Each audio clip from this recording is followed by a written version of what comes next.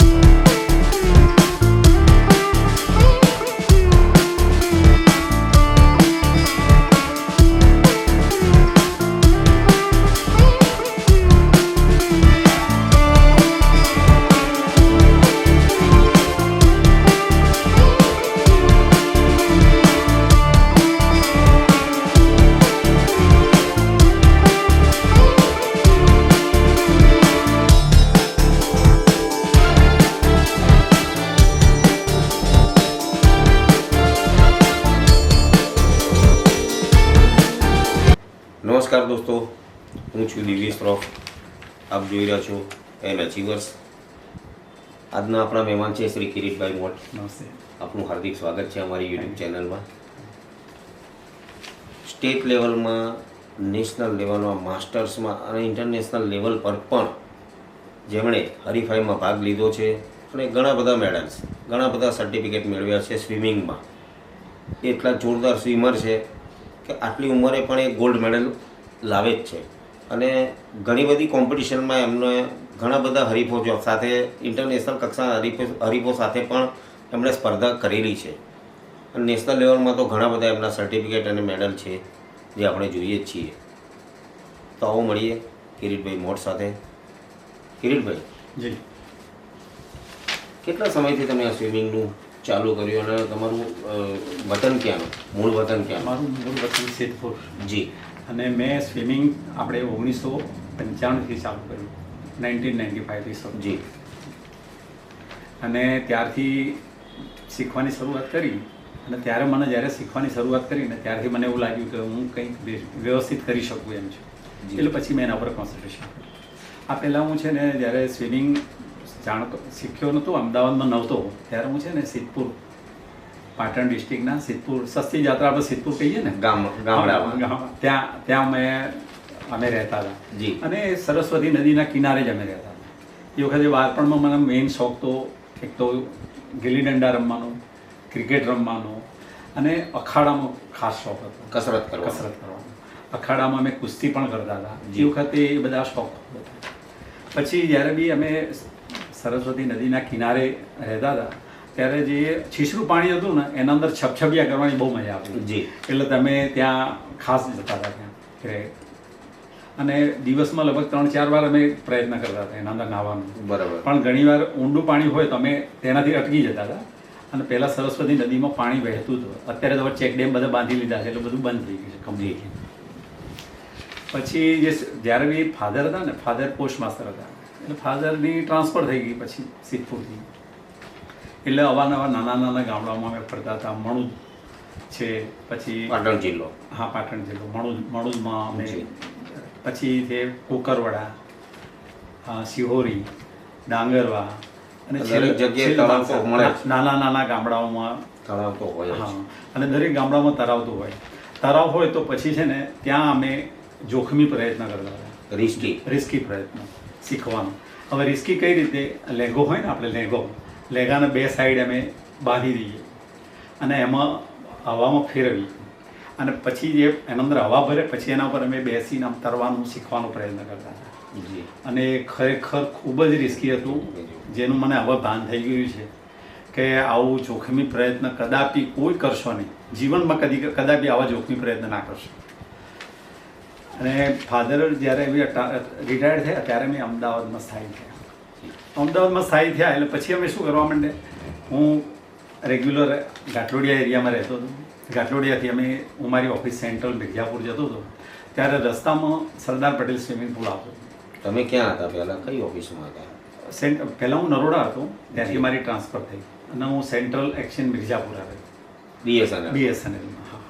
પછી હું જ્યારે બી રસ્તામાં પસાર થઉં ને, આ દરરોજ બોર્ડ જોવું એમ સ્વિમિંગ પુલનું, એટલે મને બી ઘણીવાર ઈચ્છા થાય કે લાવો હું સ્વિમિંગ શીખવા જાઉં એમ.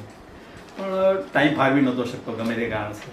પણ પછી હું ઘણીવાર ત્યાં જઈને ઊભો રહું, બધા સ્વિમિંગ કરતા જોઉં ને તો મને ખૂબ જ આનંદ થાય કે મારે પણ કંઈક કરવું જોઈએ એમ. બરાબર. એટલે પછી મેં સ્વિમિંગ કરવાનું જોઈન્ટ તો ઘરે બાળકોને બી વાત કરી, પણ કંઈ શરૂઆતમાં તો કોઈએ એટલું બધું પેલું આપ્યું નહીં કે ભાઈ ચલો આપણે સ્વિમિંગ શીખવા જઈએ.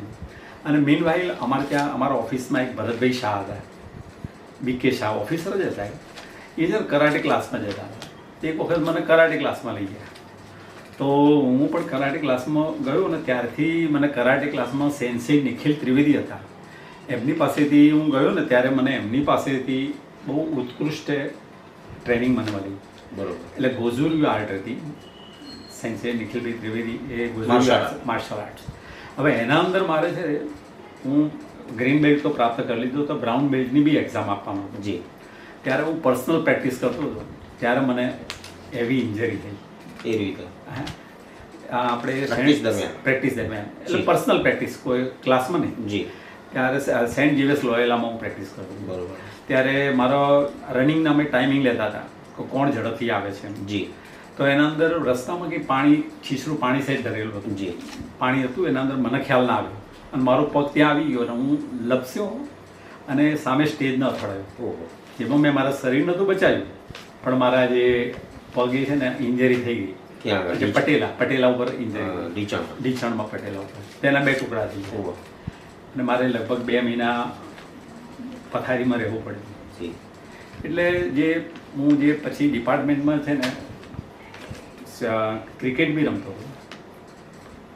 કરાટીને તો ઈજા થઈ એટલે થોડું એમાં ઢીલું પડ્યું, પણ એ પહેલાં હું ક્રિકેટ બી BSNLમાંથી રમતો હતો.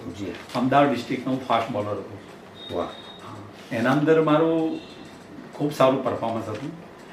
એકવાર હું સિલેક્ટ બી થયો હતો ત્યાં નેશનલ રમવા માટે, પણ હું ગમે તે કારણસર જઈ નહોતો શક્યો. જી. જ્યારે બી અહીંયા અમદાવાદ ગુજરાત સ્ટેટની ટુર્નામેન્ટ રમાઈ, એના અંદર એક વખત ભાગ લીધો મેં, પણ એના અંદર હું નિષ્ફળ ગયો.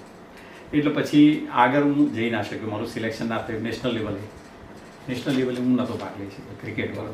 પણ એક જનૂન હતું ક્રિકેટમાં કે ભાઈ હું પણ ભાગ લઉં જરૂર નહોતું, પણ એના અંદર કંઈ મને જ્યારે ઇન્જરી થઈ ત્યારથી બધું જ પેલું સાયલેન્ટ થઈ ગયું બધું.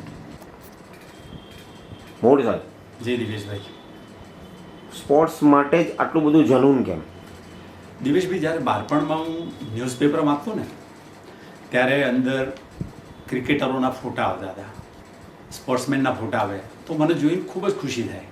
અને જ્યારે બી ન્યૂઝપેપર હું વાંચું ને ત્યારે બીજા બધા મેસેજ આવે ને બીજા બધા સમાચારો મને બકવાસ જેવા લાગે. મને તો માત્ર સ્પોર્ટ્સના જ મેસેજમાં રસ. અને મને પણ એવું જન્મ જાગતું હતું કે મારો પણ ફોટો ન્યૂઝપેપરમાં આવે અને મારું પણ બધા જેવી રીતે આવી રીતે બધા વાહવા કરે છે એવી મારી પણ વાહવા કરે. એવી વખતે નાનપણમાં બહાર હતો ત્યારે ઈચ્છા બહુ થતી. એ વખતે હું ક્રિકેટ ખૂબ રમતો હતો, પણ ક્રિકેટમાં એવી કોઈ સફળતા પ્રાપ્ત ના થઈ. મોડ સાહેબ. હા સર. દિવેશભાઈ બોલો. કરાટે, ક્રિકેટ, આ બધી સ્પોર્ટ્સની તો તમને એક્સિડન્ટલી તમારી ઇન્જરીના કારણે પછી તમે છોડી દીધું. જી. કાં તો તમે નબળા પડી ગયા, કંઈ ટુર્નામેન્ટમાં તમે નહોતા રમી શકતા. તો સ્વિમિંગ પુલ ક્યારે જોઈન્ટ કર્યું તમે, અને તમને ક્યારે એવું લાગ્યું કે હું આમાં જ સફળતા પામીશ? મેં સ્વિમિંગ પુલ છે ને 1995માં મેં જોઈન કર્યું સ્વિમિંગ પુલ.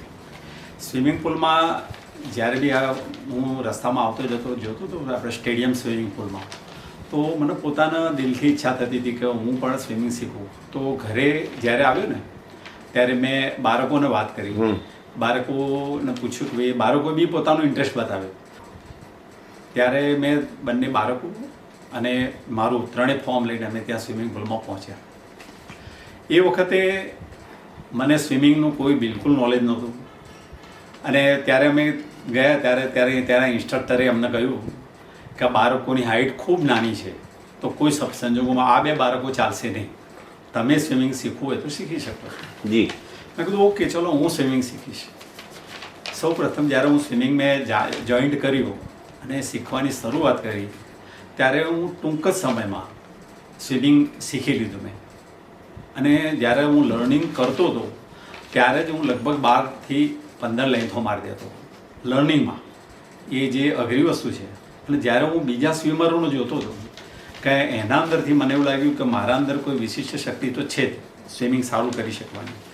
આ કરવાનું કારણ એક જ હતું, સ્વિમિંગ બહુ સારું કરવાનું કારણ મારી દૃષ્ટિએ એવું જ હતું કે એક તો હું ક્રિકેટ ખૂબ રમતો હતો જેથી મારું બોડી કસાયેલું હતું, અને બીજું કરાટેમાં જે સેન્સે નિખિલ ત્રિવેદીએ જે મને ગાઈડન્સ પ્રાપ્ત કર્યું હતું જેનાથી મારું બોડી એકદમ કસાયેલું હતું અને માનસિક રીતે પણ હું મજબૂત બન્યો એમનાથી.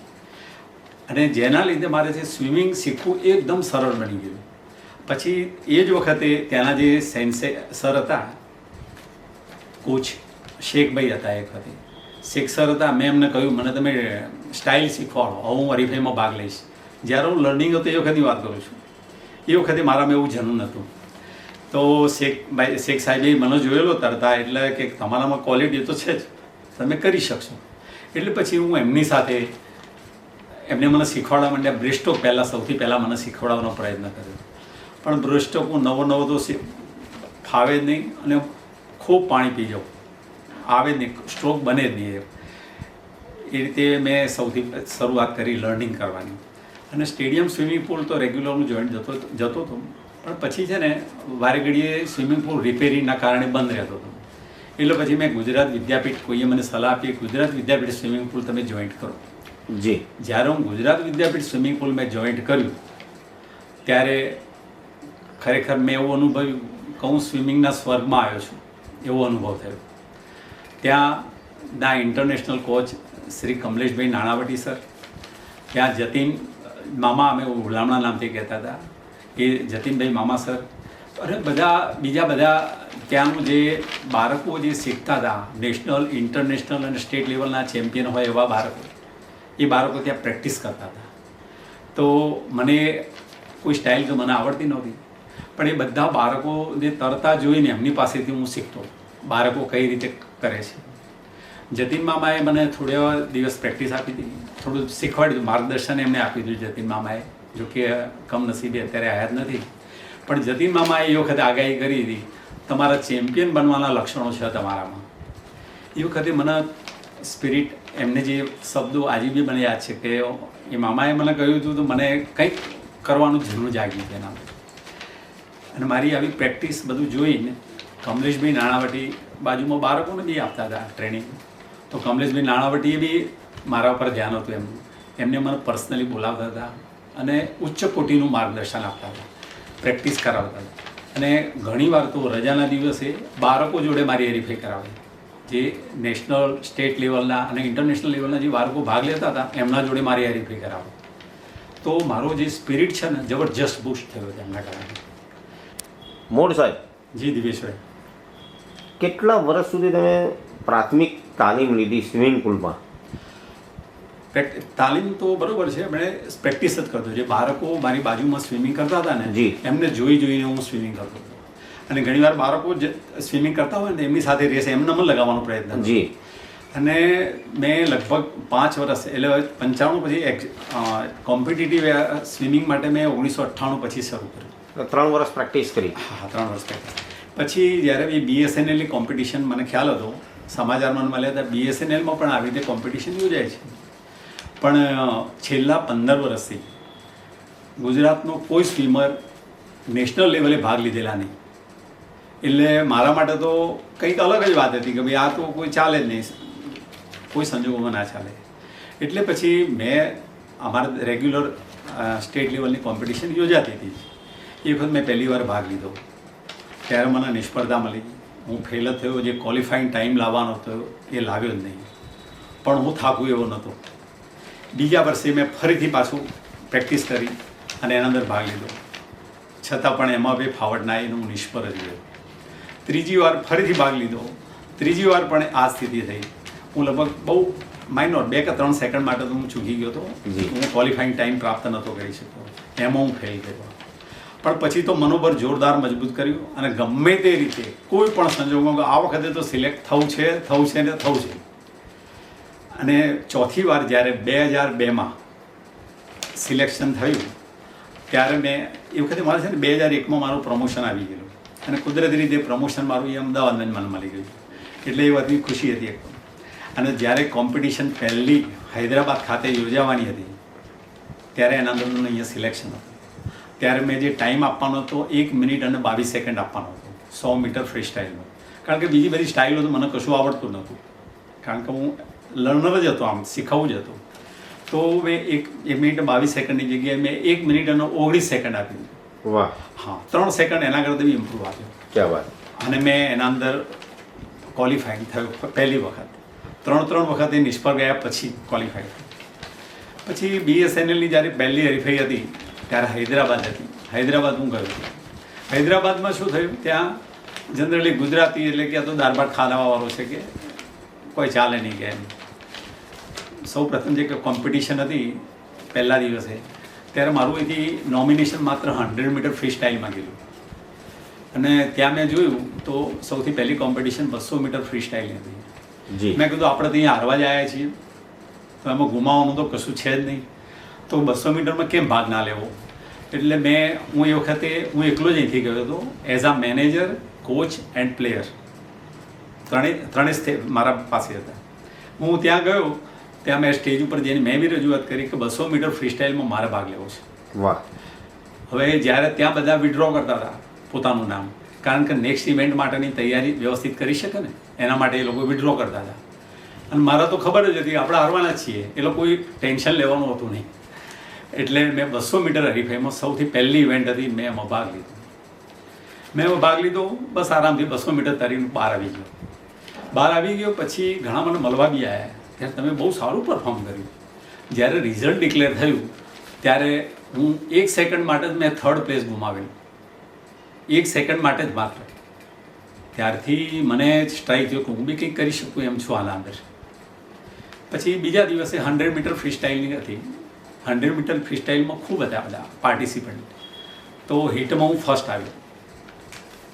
અને જ્યારે 100 મીટરની જ્યારે ફાઇનલ રમાઈ ત્યારે હું 4th પોઝિશન આવ્યો. એમાં પણ મેં અમારા અહીંથી હું ગયેલો ત્યારે મારા કમલેશ સરે મને કીધું, ટાઈમિંગે આપી જ દેતા હતા સર. એમની પાસે એટલી બધી હાઈ લેવલનું ઇન્ટેલિજન્સી છે કે એમને મને મારો ટાઈમ આપેલો કે તમે આટલો ટાઈમ જ આપશો. અને મેં એ જ ટાઈમ ત્યાં 1 મિનિટ અને 16 સેકન્ડ આપ્યો. અને મારા જે 3rd પોઝિશન આવ્યો મેં 1:15 આપ્યો. એટલે મારો 4થો પોઝિશન આવ્યો. જ્યારે મેં આ રિપોર્ટ અહીંયા આવીને મેં કર્યો કે મારું આવું પોઝિશન મેં પ્રાપ્ત કરી છે, તો એનું જે વેલફેર સેક્શન છે એમને મારી સિદ્ધિને બિરદાવી, અને નેક્સ્ટ ટાઈમ જ્યારે બી વેરીફાઈ થઈ BSNLની ત્યારે મને એમને નોમિનેશન સાથે મારે કોચ અને મારી સાથે કોચ બી એમને વ્યવસ્થા કરી. ભૂપેન્દ્ર પરીખ એમનું નામ હતું, એ મારી સાથે આવ્યા. અમે જ્યારે હરીફાઈમાં ભાગ લેવા મેં ગયા બીજી વાર, ત્યારે મેં કલકત્તા હરીફાઈ હતી. કલકત્તાના રેલવે સ્ટેશન ઉપર અમે છે ને સવારે લગભગ 4 વાગે આસપાસ ટ્રેન પહોંચે છે, અને ત્યાં પહોંચ્યા. ત્યાં યુપીના બી બીજા ખેલાડીઓ બી આવેલા. ત્યાં પ્રકાશભાઈ કરીને હતા, ત્યાં યુપીના મેનેજર હતા અને પ્લેયર બી સારા હતા. એ મને રેલવે સ્ટેશન પર મને મળ્યા. अरे मोड साहब आप कितने में पार्ट लेने वाले हो? मैं बोला भाई 4 इवेंट में मैं लूँगा, जाओ आपको 4 मेडल दे दिए. એટલે મને કોન્ફિડન્સ નહોતો એટલું બીજા બધાને કોન્ફિડન્સ હતો કે આ કંઈક કરે એવો છે. જ્યારે બી હું કલકત્તામાં સ્વિમિંગ પુલમાં કોમ્પિટિશન શરૂ થઈ ત્યારે મને કોઈ ગણતું નહોતું આ તો, અને કલકત્તાવાળાને ફિક્સ જ હતું કે પહેલો બીજો નંબર એ જ આવતા હતા. ત્યાં સલીલ વિશ્વાસ હતો અને બીજા બી એક ત્યાંના સ્પોર્ટ રિક્રુટેડ જ બધા હતા, અને ફર્સ્ટ સેકન્ડ હંમેશા કલકત્તાવાળા જ આવે. અને અમારા તો કોઈ ગુજરાતનું તો કદી કોઈ મેડલ આવતું જ નહોતું. પછી જ્યારે ફર્સ્ટ ટાઈમ પહેલી જ ઇવેન્ટ હતી અમારી 1500 મીટર ફ્રી સ્ટાઇલની ઇવેન્ટ હતી, ત્યારે 100 મીટર ગયા, 200 મીટર ગયા, અને હું 100 મીટરથી લીડ ચાલુ કરી દીધેલી મેં. અને 1500 મીટર પૂરા થયા ત્યારે મારું સેકન્ડ નંબરની પોઝિશન આવી ગઈ. એ મારા માટે તો આશ્ચર્યજનક જ હતું, પણ મને કોન્ફિડન્સ હતો કે મારી પોઝિશન બનશે, પણ સેકન્ડ નંબર આવશે એવું નહોતું આવ્યા. સિલ્વર મેડલ મેં એ વખત પ્રાપ્ત કરી, અને એ વખતે લાઈફમાં પહેલી વાર મેં મેડલ પ્રાપ્ત કર્યો એની જબરજસ્ત ખુશી હતી.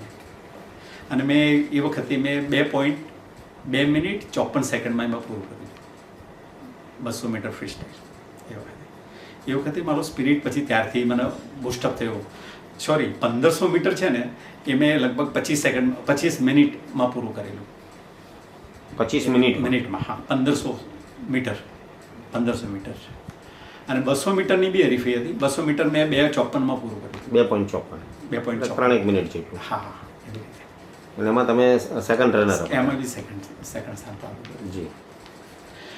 કે 200 મીટર આમાં થોડું કટ કરવું પડશે. 200 મીટરમાં થોડી ભૂલ છે મારી.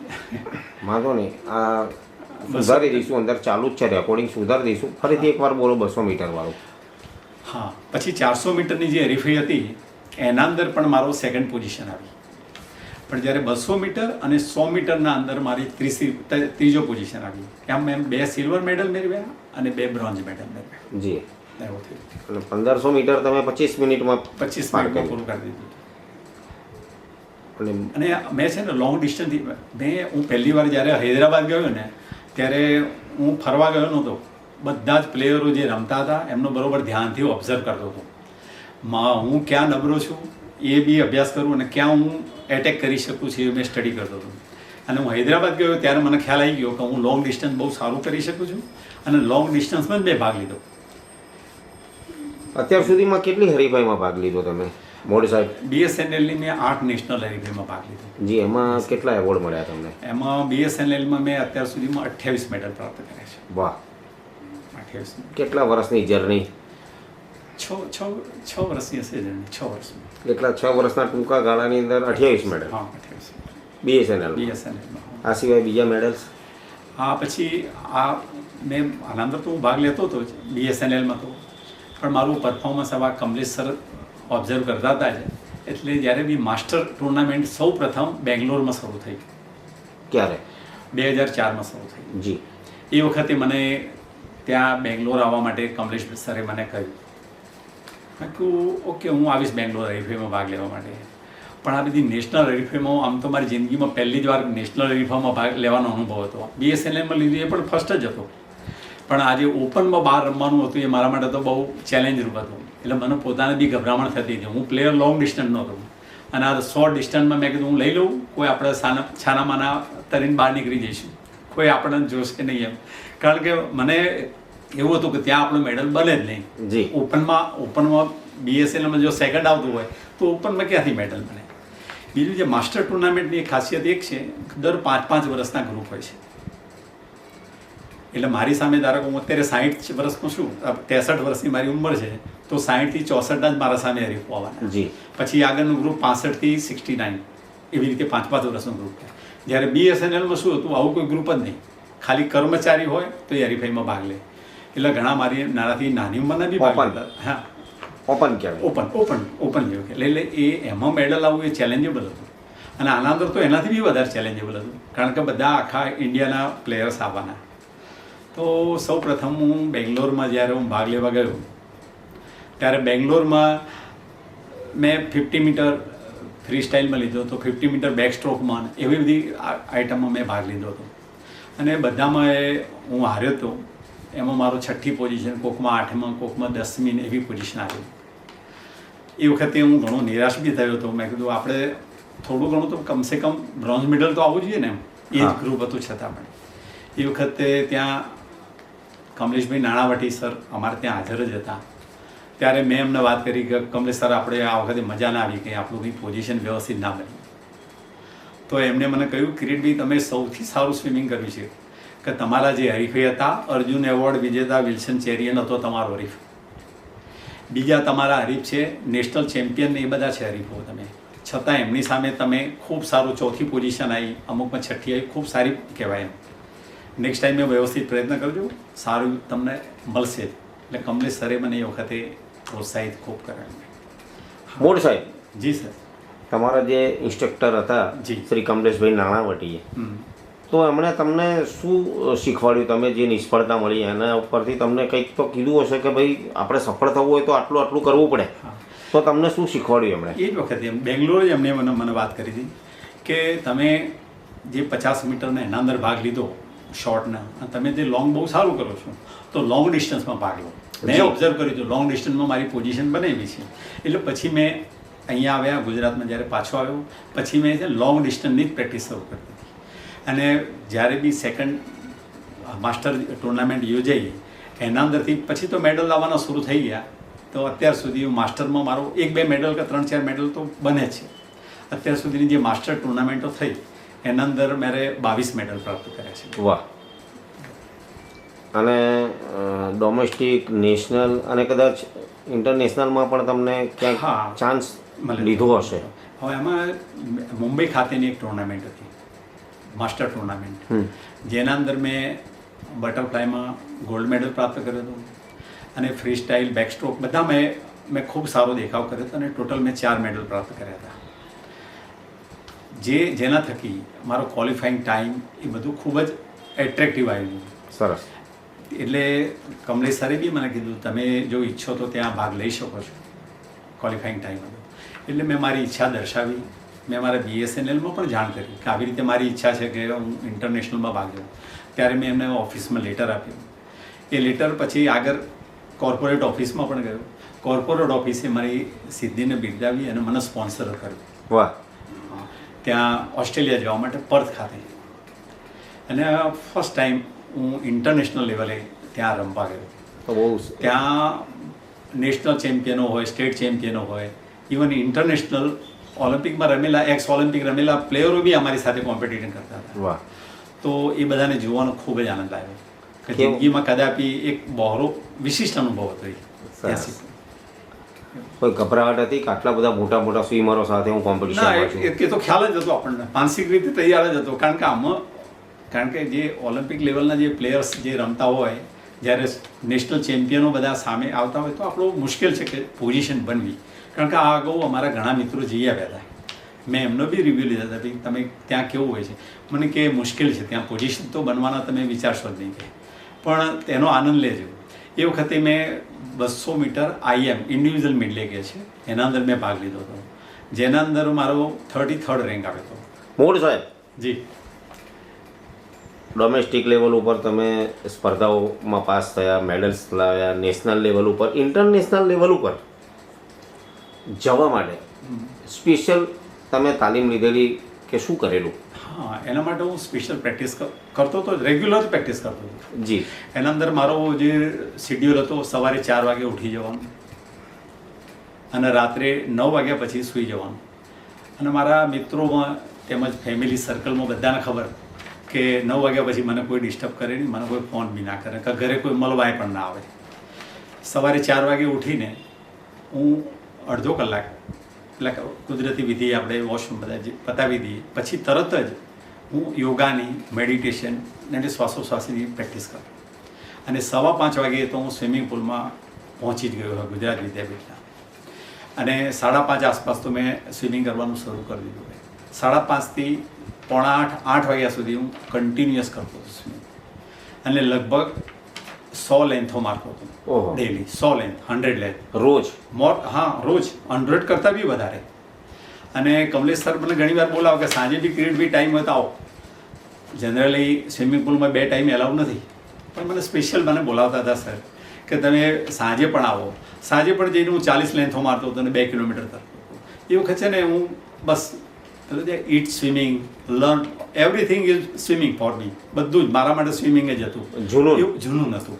અને મારે મેડલ્સ ગમે ત્યાંથી લાવવા છે એવું જૂનું નહોતું. જ્યારે ઇન્ટરનેશનલ જઈએ ત્યારે થોડું વિશિષ્ટ પ્રેક્ટિસની જરૂર જ હોય અને ગાઈડન્સનો સરનું મળતું હતું રેગ્યુલર.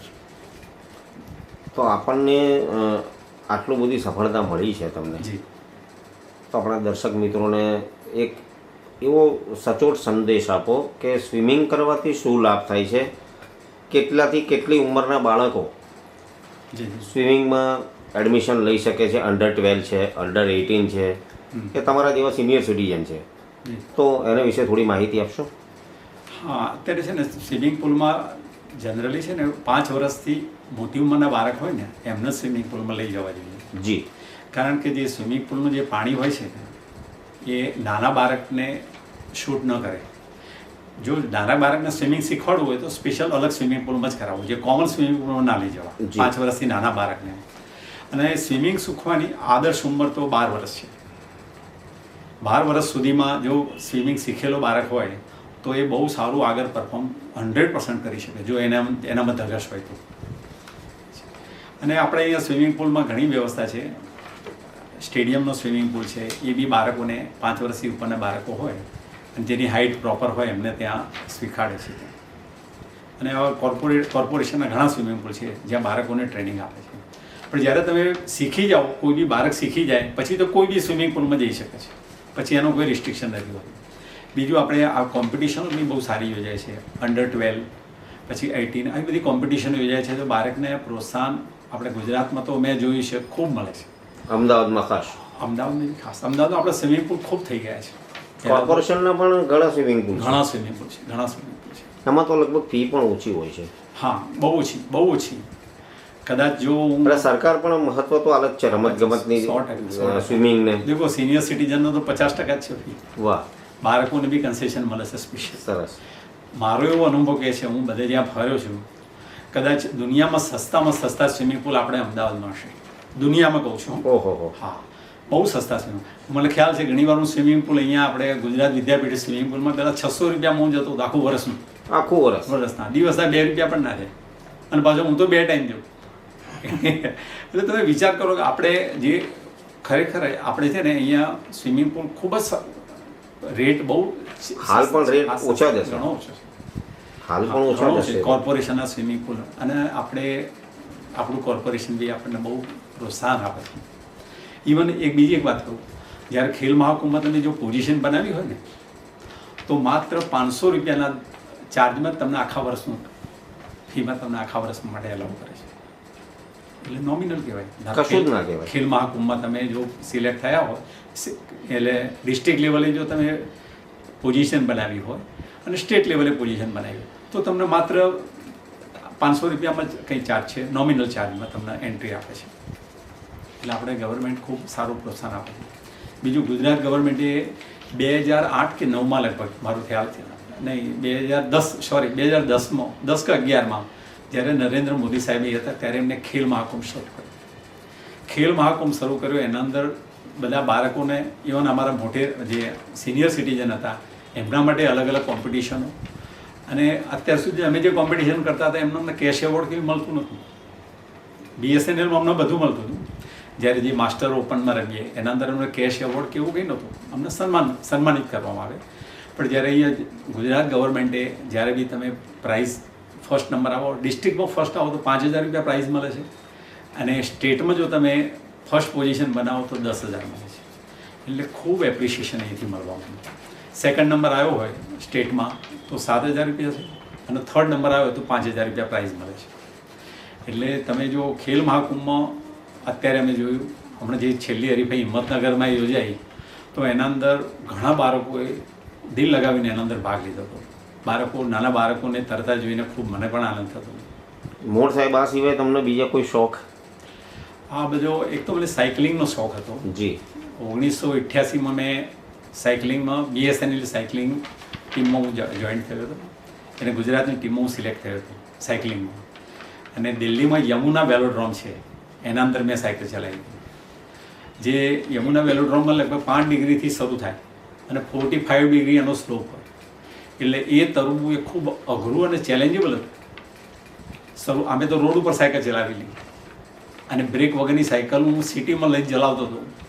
એક વખત AMTS વાળાએ બસ ઊભી રાખીને મને કીધું મરવા ફરે છે આના અંદર કે, પણ એ વખત તો જનૂન જ કંઈક અલગ હતું. બ્રેક વગરની સાયકલ જે હું બધા લઈને ફરતો હતો, અને આપણા રોડ ઉપર બધા ચલાવેલી, અને ત્યાં જે સ્લોપમાં ચલાવવાનું મારા માટે મુશ્કેલ હતું, છતાં મેં એ પૂરું કર્યું હતું, જેના અંદર પોઝિશન નથી બની અમે. મોડ સાહેબ. હા દિવેશભાઈ. અમદાવાદ સ્વિમિંગ ક્લબોની અંદર ફિન સ્વિમિંગ નામનું એક નવું ચાલુ કર્યું છે એ લોકોએ, તો આપણા દર્શક મિત્રોને થોડીક વધુ માહિતી મળે એવું કંઈક પ્રકાશ પાડશો? હા જરૂર. આપણે શીતલભાઈ ભટ્ટ છે જી, જે એના સેક્રેટરી છે આપણે અહીંયા ગુજરાતના સ્વિમિંગ, ફિન સ્વિમિંગમાં. ફિન સ્વિમિંગમાં એવું હોય છે કે પગે આપણે ફિન્સ પહેરવાના હોય છે, અને મોએ સ્નોર્કલ લગાવવાનું. સ્નોર્કલ લગાવવાથી આપણે જે શ્વાસ જે લેવાનો એ સ્નોર્કલથી જ લેવાનો. આ થોડું અલગ ટાઈપનું છે, પણ મેં જ્યારે આના અંદર ભાગ લીધો ત્યારે ખરેખર કંઈક અલગ જ મજા આવી એમ. જે નોર્મલ સ્વિમિંગ કરતાં કંઈક ચેન્જ મને મળ્યું. અને મેં અહીંયા અમદાવાદમાં યોજાયેલી હરીફાઈ, ગુજરાત સ્ટેટની યોજાયેલી હરીફાઈમાં તમામમાં મેં ગોલ્ડ મેડલ પ્રાપ્ત કર્યા હતા. વાહ. અને પછી તાલ કટોરા સ્વિમિંગ પુલમાં જ્યારે નેશનલ રમાઈ હતી આ ફિન સ્વિમિંગની, ત્યારે એના અંદર મેં 4 ઇવેન્ટમાં મને સિલ્વર મેડલ પ્રાપ્ત કર્યા. 4 હા 4. અને કંઈક અલગ મજા આવે છે. એટલે જો કોઈને રસ ધરાવતા હોય ફિન સ્વિમિંગમાં તો સંપર્ક કરવો જોઈએ. શીતલભાઈ ભટ્ટ છે આપણે એના સેક્રેટરી. પહેલાં અમારે ત્યાં વિદ્યાપીઠમાં એક કોચ બી હતા. હાલ ચાલુ છે વિદ્યાપીઠમાં સ્વિમિંગ પુલ? હા, વિદ્યાપીઠ સ્વિમિંગ પુલમાં હું. શું ટાઈમિંગ છે એનું? એનો ટાઈમિંગ છે સવારે 5:30 વાગે ખુલી જાય છે સ્વિમિંગ પુલ, 5:30 થી 9 વાગ્યા સુધી જાણકાર માટે. અને સાંજે 6 થી 7 જાણકાર સભ્યો માટે હોય છે. જી. અને લર્નિંગ બેચ તો ટાઈમે બદલાતું રહે છે. ઉનાળામાં તો ફૂલ ફેઝમાં હોય છે, કારણ કે સંખ્યા સારી મળતી હોય છે. કિરીટભાઈ, પહેલા સતત નિષ્ફળતા, પછી સતત સફળતા. જી. તો એની પાછળ કોઈ ખાસ વ્યક્તિ કે રહસ્ય શું છે? સૌથી પહેલાં તો હું છે ને મારા કુટુંબીજનોનો આભાર માનીશ. કારણ કે કદાચ હું જે બોલું છું, હું તમને જે જણાવું છું, કોઈના ફેમિલીમાં નહીં હોય આ ટાઈપનું. જી. કારણ કે મારા ફેમિલીની જવાબદારી મારામાં ઉપર 0 હતી. કોઈ ઘરની કોઈ જવાબદારી નહીં. ઇવન મારો જે પગાર આવે ને એ મારા ફાધર જ હિસાબ રાખે. મારો કેટલો પગાર આવતો એ જ મને ખબર નથી રાખતો. એટલું બધું એ હતું. મારા ઘરની જવાબદારી નામે 0 હતી. મારા ફાધર, મધર, મારા મિસિસ તમામ ઘરની જવાબદારીઓ ઉપાડી લેતા હતા. એટલે મારા બાળકોની બી બહુ ચિંતા નથી. એટલે સૌથી મોટામાં મોટું યોગદાન મારા ફેમિલીનું હતું. બીજું, મારા માટે પૌષ્ટિક ખોરાક કયો લેવો જોઈએ, કયો એટલે હું એમ ગાઈડ કરતો હતો ઘરે. એ પ્રમાણે જ મારા માટેનું જમવાનું સ્પેશિયલ બનતું, અને હું એ જ ખાતો. અને જનરલી હું બહાર હોટલમાં જવાનું પ્રિફર પહેલાં બી નહોતો કરતો, આજે બી નથી કરતો હોટલમાં. આ સાથે BSNL ના ઓફિસરો, મારા કલીગ્સ, મારા સાથીદારો બધા પાસેથી મને જોરદાર સપોર્ટ મળતો હતો. બધા મને પ્રોત્સાહિત કરતા હતા. જ્યારે મારે કોમ્પિટિશન આવવાની હતું મને રજાની પણ વ્યવસ્થા કરી આપતા હતા. અને એક અદ્ભુત વાત કહું કે અમારા જનરલ મેનેજર એડમિન સર્કલ ઓફિસના શ્રી રાકેશ જોશી સર, ખરેખર હું એમનો તો બહુ મોટો ફેન છું. એમને ગિરનાર નામની એક બુક, જે પત્રિકા અમારે ત્યાંથી બહાર પડતી હતી, એના અંદર 2nd પેજમાં મારા વિશે આ લખાણ લખેલું છે. આપ જોઈ શકો છો. विजेता कोई अलग कार्य नहीं करते बल्कि अलग तरीके से कार्य करते. क्या बात. એમને માત્ર આટલું આ ગિરનારમાં છપાવ્યું એટલું જ નથી, એમને આ ફોટો એમની ઓફિસમાં મઢાવીને મૂકેલો. વાહ. અને મને સ્પેશિયલ બોલાવેલો એમની ઓફિસમાં અને બધા સ્ટાફને બી ભેગા કર્યા અને મને પ્રોત્સાહન જબરજસ્ત આપેલું એમને. વાહ. અને ખરેખર હું એમના રાકેશ જોશી સરનો બી બહુ આભારી છું. બીજું આપણે પ્રેસ રિપોર્ટરનો તો હું આભાર માનું છું, કારણ કે અમુક જેવું જ્યારે હું કોમ્પિટિશનમાં જીતીને આવતો હતો ત્યારે મારી જે વિગતો હું અમને જ્યારે પ્રેસમાં પહોંચાડતો હતો તો એ લોકો ન્યૂઝપેપરમાં પણ મારું સારું કવરેજ આપતા હતા. અને હું ખાસ કરીને જગદીશભાઈ બિનીવાલા જે સંદેશ પ્રેસમાં હતા એમનો હું ખૂબ આભારી છું. એમને ગુજરાતના ખેલ રત્નોની એક બુક બહાર પાડેલ છે. જી. એનું સારું એવું વેચાણ છે. દરેક બુક સ્ટોલ ઉપર આ મળતી જ હોય છે ગુજરાતના ખેલ રત્નો, જેના 244માં પેજ ઉપર મારો એમને લેખ છાપ્યો. આપ જોઈ શકો. એમને મારા વિશેની વિગત 3 થી 4 પેજમાં એમને આપી છે. 4 પેજમાં એમને મને મારી વિગત. એમને ગુજરાતના અલગ અલગ વિભાગના રમતવીરો એના વિશે એમને જણાવ્યું. એમાં સ્વિમિંગમાં મારું હાઇલાઇટ એમને કરેલું હતું. ક્રિકેટમાં આપણે તમે આગળ ફોટો બી જોઈ શકશો છો. ઇરફાન પઠાણ છે, પછી અલગ અલગ ગીત શેઠી છે ગુજરાતના પ્લેયરો. એના અંદર એ જે બુકમાં જે સમાવેશની મારું કરવામાં આવે એટલે જગદીશભાઈ બિનીવાલા કે સંદેશ પ્રેસમાં જે હતા એમને મારી બુક્સમાં પણ એમને સમાવેશ કર્યો છે. આ પછી બીજી બી બુક એમને બાર પાડી હતી જગદીશભાઈ બિનીવાલાએ સાહેબે. એના અંદર ગુજરાતના રમતવીરોની એક બીજી શ્રેણી બહાર પાડી હતી. એના અંદર પણ મારું હાઇલાઇટ એમને કરેલું. જી. ત્રીજી એક બુક બહાર પાડેલી અમર પંડિત સાહેબે એમને બુક બહાર પાડેલી. એના અંદર પણ મારું સ્વિમિંગ બાબતનું એમને હાઇલાઇટ કરેલું અને મારી સિદ્ધિઓને બિરદાવી હતી. જી. એટલે પ્રેસ રિપોર્ટર બી મને સારો સહકાર આપેલો. બીજું સૌથી વધારે એ આગળ બી કહીશ કે જ્યારે સ્વિમિંગ પુલના તમામ સભ્યો જ્યારે હું પ્રેક્ટિસ કરતો હોઉં ત્યારે મને કોઓપરેટ કરતા હોય છે. તેના કોચ અને બધા સ્વિમિંગ પુલના બધા જ સ્વિમરોનો હું આભાર માનીશ, કારણ કે એ બધાને જાણતા હોય છે કે હું આ કોમ્પિટિશન લેવલનું સ્વિમિંગ કરું છું એટલે બધા મને સહકાર આપે છે. હાલમાં પણ એ વખતે બી આપતા હતા અને હાલમાં પણ આપે છે. અને એ લોકો બધા પ્રોત્સાહિત કરે. મારે જો મેડલ ના આવે તો એમને ટેન્શન થાય, મને ટેન્શન ના આવે એમને ટેન્શન થાય કે ભાઈ કેમ ના આવ્યો એમ. એટલે બધા જ મારા સ્વિમિંગના મિત્રો છે એમનો ખૂબ ખૂબ આભાર માનું છું. બીજું સમાજ જ્યારે બી આવું એચિવમેન્ટ કરીને આવું ત્યારે સમાજના ફંક્શનમાં પણ મારી સિદ્ધિના લોકો બિરદાવતા હતા. સૌ પ્રથમ જ્યારે હું જીતીને આવ્યો મેડલ્સ ત્યારે મને કહ્યું હતું કંઈ બોલવાનું કહ્યું હતું. ત્યારે મેં લગભગ 500 મોઢેશ્વરી માતાનું મંદિર હતું ત્યાં મોઢેરા, ત્યાં ફંક્શન હતું. ત્યાં મેં એક પ્રશ્ન કર્યો હતો કે તમારામાંથી રેગ્યુલર પ્રેક્ટિસ કોણ કરે છે, એક્સરસાઇઝ કોણ કરે છે? તો 500માંથી લગભગ 4 કે 5 હાથ ઊંચા થયા હતા. ઘણા તો અડધા ઊંચા થયા હતા કે યસ કે નો એમને બી કન્ફર્મ હતું. એટલે એ વખતે મેં કહ્યું હતું કે આપણે માત્ર પૈસાની પાછળ દોડ લગાવીએ છીએ, આપણે હેલ્થ પાછળ જોતા જ નથી. અને જ્યારે હેલ્થ બગડે છે ત્યારે આ જે પૈસા કમાયેલા છે એ બધા એના અંદર જ ખર્ચી જશે. તો પૈસા પાછળ કોન્સન્ટ્રેશન કર્યા વગર આના ઉપર આપો તો બહુ સારું. એ વખતે મેં એ વખતે સંદેશો આપ્યો. સાહેબ જી. એમ એચિવર્સના દર્શક મિત્રોને અને યુવા પેઢીને શું સંદેશો આપશો? યુવા પેઢીને હું ખાસ કહીશ કે જીવનમાં મુસીબતો સામે લડવું અને પાણીમાં તરવું એક જેવું છે. જો આવડી ગયું તો આસાન અને નહીં તો જિંદગીભર પરેશાન. સારું તરવાનું શીખવા માટે તમારા શરીરને એકદમ ફ્રી છોડી દેવું પડે છે. જેવી રીતે પાણીમાં લાકડાનો મોટો ગોરવો પડ્યો હોય, કેટલો વજનદાર હોય છે, છતાં પાણીમાં કેટલો સ્મૂથલી ફ્લોટ કરતો હોય છે. એવી રીતે તમારે એવું બોડી ફ્રી છોડી દેવાનું તો તમે સારું રિઝલ્ટ પ્રાપ્ત કરી શકશો. બીજું જીવનમાં પણ એવું છે. જીવનમાં જો તમે ફ્રી રહ્યા તો બસ આનંદ ના આનંદ છે, પણ જો અકડ અને જડ બન્યા તો નિશ્ચિત ઉપાધિ અને ઉપાધિ જ છે. એટલે જીવનમાં હંમેશા એકદમ ફ્રી રહો, લાઇટ રહો. બીજું ખાસ સૌ શ્રોતા મિત્રોને એક વસ્તુ બીજું બી જણાવીશ કે કંઈ પણ શીખવાની કોઈ ઉંમર નથી, ઉંમરનો બાદ નથી હોતો. સ્વિમિંગ શીખવાની ઉંમર આપ તો 12 વર્ષની આદર્શ કહેવાય, પણ મેં સ્વિમિંગની મારા અનુકૂળતા 35 વર્ષે આવી તો 35 વર્ષે મેં શરૂઆત કરી.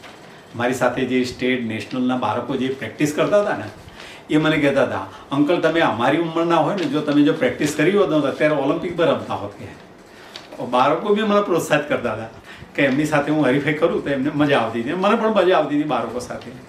બાળકો જ મારા તો સ્વિમિંગ પુલમાં આદર્શ રહ્યા છે. માણસનો સૌથી સારો સાથી કોઈ હોય ને તો એ આપણું સ્વાસ્થ્ય છે. જી હા, જ્યારે માણસનું સ્વાસ્થ્ય તમારો સાથ છોડી દેશે ને તો પછી કુટુંબના બધા જ તમારાથી હંમેશા સંબંધ બોજરૂપ થઈ જશે. બોજરૂપ તમારો બધા સંબંધો બોજરૂપ થઈ જશે. એટલે કોઈ બી વ્યસનોથી મુક્ત રહો. કોઈ પણ, અને હું ખોરાક બી સારા જ લો. કોઈ પીઝા કે તે કોઈક વાર ટેસ્ટ માટે કરી લો બરાબર છે, પણ એની પાછળ જ એના ઉપર જ રહેવું અને બીમારીને નોતરું દેવું, કોલ્ડ ડ્રિંક્સને પીવું, એના બધાને હું મારી સલાહ છે કે બાળકો એનાથી દૂર રહે. બીજું મારા સિનિયર સિટીઝન મિત્રોને ખાસ જણાવીશ કે સ્વસ્થ રહેવા માટે આખી જિંદગી તો તમે ઢસરડા કર્યા જ છે, પણ 1 કલાક તમે છે ને તમારા શરીર માટે આપો. 1 કલાક તમે સવારે કે સાંજ જ્યારે તમને અનુકૂળતા હોય ત્યારે એક્સરસાઇઝ કરો, યોગા કરો, સંગીત સાંભળો, મિત્રોનો મુલાકાત લો, પણ 1 કલાક તમે તમારા માટે ફાળવો. હું તો કહું છું ભજન કીર્તન કરો, એ બી સારી વસ્તુ છે ખૂબ, પણ કંઈક એક્ટિવ જ રહો. અને જીવનમાં કંઈક એક શોખ તો હોવો જરૂરી છે કે જેના અંદર તમને એક એનર્જી પ્રાપ્ત કરશે અને નવું જીવન જીવવાનો ઉત્સાહ આપશે. વધુમાં હું એક જણાવીશ કે મનુષ્ય છે ને એનું સર્જન ભગવાને એક વિશિષ્ટ કરેલું છે. દરેક વ્યક્તિ એક વિશિષ્ટ છે, દરેક વ્યક્તિમાં એક વિશિષ્ટ શક્તિઓ રહેલી છે. જી, પણ જો તમે એને પીછા જાણો, કારણ કે મારી વાત કરું તો મને ખ્યાલ આવ્યો સ્વિમિંગમાં આવ્યા પછી મને ખબર પડી કે હું આના અંદર ખૂબ સારું કરી શકું એમ છું. એટલે પછી મેં સ્વિમિંગ ઉપર થોડું કોન્સન્ટ્રેશન ભલે પાછળની ઉંમરે કર્યું, પણ જે કંઈ અચીવ કર્યું અને હજી પણ હું શીખી રહ્યો છું. દરેક વ્યક્તિ અને મોટા વડીલોને, ભાઈઓને અને બહેનોને હું ખાસ કહીશ કે તમારા બાળકમાં કે તમે કોઈ વિશિષ્ટ એક્ટિવિટી કરતા જુઓ તો એને તમે પ્રોત્સાહન કરો અને એના પર જો કોન્સન્ટ્રેશન કરશો તો અકલ્પનીય રિઝલ્ટ પ્રાપ્ત થશે. હા, શ્રોતાજનો ખાસ એ વિનંતી કરવાની કે આવા મોટિવેશનલ વિડીયો જોવા માટે એમ એચિવર્સ યુટ્યુબ ચેનલને લાઈક કરો, શેર કરો, સબસ્ક્રાઈબ કરો અને કોમેન્ટ કરવાનું તો ભૂલતા જ નહીં. ખૂબ જ તમારા વ્યસ્ત શેડ્યુલમાંથી ટાઈમ આપ્યો તમે અમને, ખૂબ ખૂબ આભાર. અને દર્શક મિત્રોને પણ ઘણી મજા આવી હશે કારણ કે તમે સ્પોર્ટ્સની અંદર અને પાછા સ્પેશિયલ સ્વિમર એના વિશે ઘણી બધી માહિતી આપી. તો ફરી મળીશું આવા જ એક સેલિબ્રિટી મહેમાન સાથે. Tata, bye bye. Thank you દર્શક મિત્રો, થેન્ક યુ.